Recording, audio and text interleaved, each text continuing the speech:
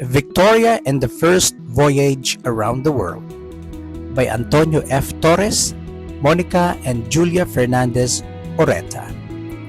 My story begins in the forest of the north, where through the years my trunk turned into a strong and proud oak rooted to the earth. And I had no idea about seas. For me, the ocean was but a distant sound, and the winds nameless air and strange whistling. One day, an axe and a handsaw took me away from the forest. I was very scared. I feared turning into a wood chip, firewood, or ash in the kitchen fire. But it seemed that was not to be my destiny. They took me to a beach where wise hands curved my trunk, respected my soul, and piece by piece turned me into a beautiful, legendary ship. They gave me wings and I learned to sail. For years, I traveled across the seas and earned the respect of seamen. I learned that each wind has a name and character. And to sail the seas, one has to speak with them and understand their whistles. I got to know gale, sailed with trade winds, and learned 1,000 tricks from the small and mischievous west wind. One day, a captain chose me for an extraordinary adventure to look for a treasure on a faraway island. It was a dangerous trip through unknown oceans, but I joined him. Since then, Seville was my port, Magellan was my captain, and Victoria is my name. In Seville, they prepared us for a long journey. There I got acquainted with my companions, Trinidad, Concepcion, Antonio, and Santiago. Like me, they were 4 ships, and soon we became friends.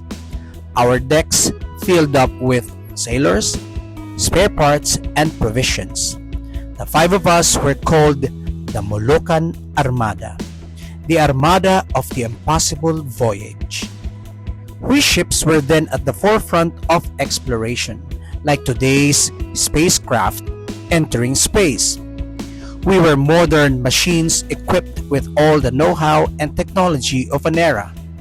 Ships built to pave new paths and explore the still unknown oceans.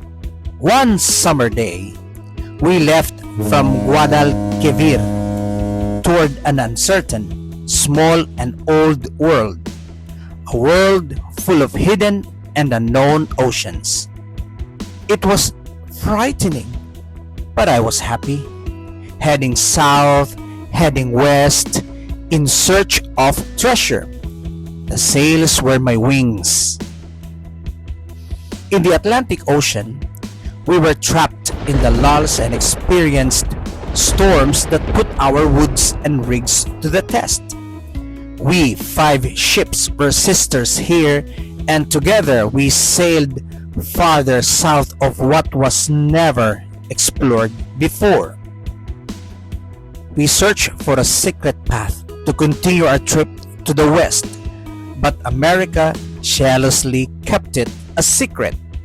It was very cold, and in San Julian, we were caught in winter for 5 months. The captains argued. Some wanted to go back home and others to go on with the voyage. One day, the small ship, Santiago, went ahead struggling against the gale and ran aground in the Santa Cruz River, where she bravely stood her ground until the last man went ashore. Here she rested, while we went on with our voyage to the south. Suddenly, the earth opened up on my right-hand side and I came across a passage. Could it be the famous passage in the west that our captain was searching for? I was the first to enter, and for a month we explored that precious labyrinth full of canals, dangers, and mountains. In the labyrinth, the ship San Antonio vanished. We looked for her relentlessly but did not find her. Later, I learned that her weary sailors had gone back home. One morning, we found our way out and came face to face with another unknown sea. We did it! That sea would take us to the Treasure Islands. We sailed westward through that sea, never sailed before, and we discovered that in fact, it was not a sea, but the biggest ocean on Earth. 100 days it took us to cross it, but that giant ocean was very good to us and we called it the Pacific.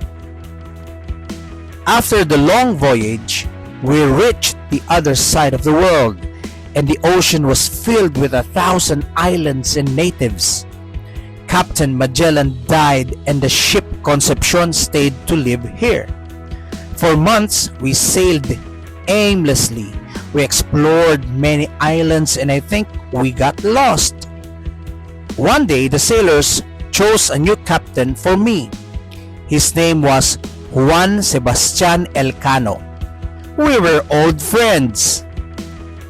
At last, Elcano set sail for the Treasure Islands, navigating through corals amid danger. We sailed south until one day at dusk, land! Land! We had reached the Moluccas Islands, the Treasure Islands, where I was in for a huge surprise. The island was called Tidore, and you know what? Its treasures were not diamonds, not gold. They were spices, small produce to add flavor and preserve food. Run! Go to the kitchen and look for a spice called clove. Do you have it? That was our treasure, and with it we filled our cellars until, tired of so much sailing, the ship Trinidad fell ill. The captains made a decision. Trinidad would stay on the island to get better. Elcano and I would try to go back home, but we would not go back through the route we came. We would continue sailing westward. It was a long, dangerous, and non-stop journey. A bit nervous, I said goodbye to my friend and made back to the sea. Alone, I ventured into the Indian Ocean and fleeing from man and war, I sailed non-stop. The great uncharted South, where I opened new routes, battled against the wind and the roaring forties, and did not find anything but ocean. To the west! To the west! To the west! Until the end of the world. In the dreaded Cape of Storms, the waves punished my body, blew off my wings, and I broke my foresail mast. I was so tired. I could not take it anymore, but the inexplicable resilience of the sailors kept me afloat. I returned to the Atlantic Ocean sick and wounded, but I kept on sailing. The Atlantic Ocean seemed endless to me. I wanted to rest, but they followed me. I wanted to move forward, but the headwind closed my path. Everyone cheered me on, but I no longer had the strength. I stopped fighting. I wanted to go quietly to the depths of the ocean and rest. Suddenly, a gentle breeze came in through the right-hand side and called out my name. Come on, Victoria, follow me. You are almost home. I will take you there. It was the west wind, the one who taught me to sail. I gathered my last strength. I tightened the boards and followed its whistle. I sailed and sailed until From so much sailing, the world came to an end. Exhausted, I returned to Seville. They said that on board I was with 18 men and a treasure trove of spices.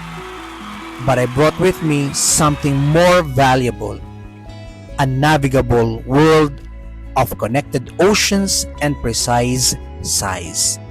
In my cellar, I brought a new era.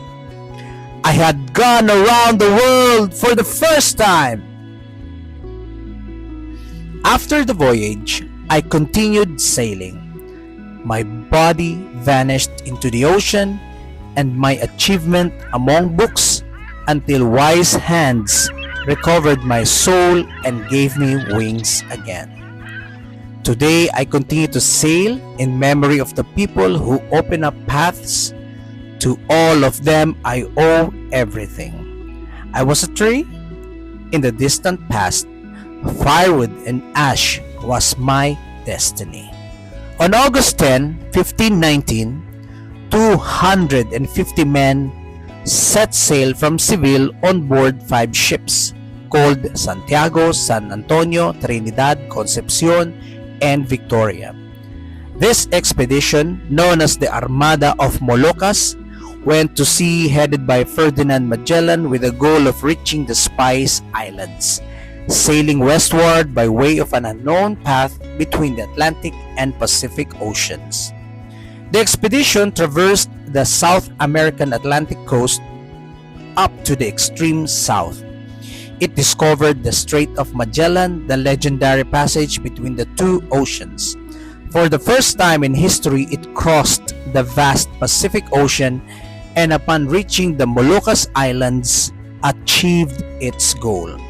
By that time, its captain had died on the Philippine Islands, had lost 2/3 of its crew, and 3 of the 5 ships of the Armada vanished.